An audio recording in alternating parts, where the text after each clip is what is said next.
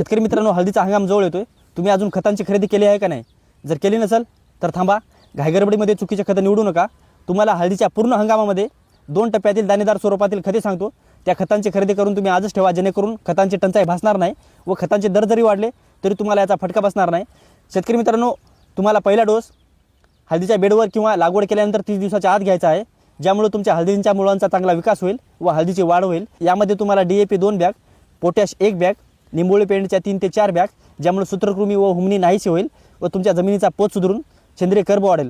सोबतच तुम्हाला गंधक 10 किलो 1 बॅग व तुमच्या जमिनीसाठी कीड व रोगांसाठी कीटकनाशक म्हणून फर्टेरासारखी 1 बॅग आणि सोबत सूक्ष्म अन्नद्रव्ययुक्त हळदीला एक किट घ्यायची आहे. शेतकरी मित्रांनो, याऐवजी तुम्हाला एक ऑप्शन सांगतो, ते पण तुम्ही घेऊ शकता. यामध्ये SSP असलेलं सिंगर सुपर फॉस्फेट याच्या 4 बॅग घ्यायच्या आहेत, पोटॅश 1 बॅग, निंबोळी पेंडच्या 3 ते 4 बॅग व सूक्ष्म अन्नद्रव्ययुक्त हळदीला एक किट घ्यायची आहे व गंधक 10 किलो घ्यायला विसरू नका.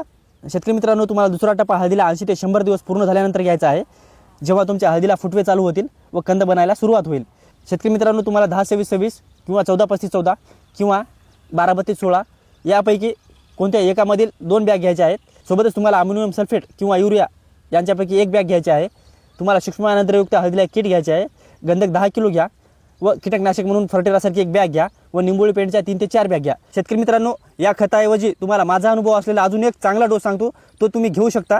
यामध्ये तुम्हाला 9-24-24 3 ते 4 बॅग घ्यायचे आहेत आणि गरज असल्यास पोटॅशची अर्धी बॅग घ्यायची आहे आणि युरिया किंवा अमोनियम सल्फेटची 1 बॅग घ्यायची आहे आणि सोबतच निंबोळी पेंडच्या 3 ते 4 बॅग घ्यायच्या आहेत व सूक्ष्म अन्नद्रव्ययुक्त हळदीला किट घ्यायचे आहे व गंधक 10 किलो घ्यायचा आहे. शेतकरी मित्रांनो, हे खते खरेदी करून कोरड्या ठिकाणी तुम्ही आजच साठवणूक करा.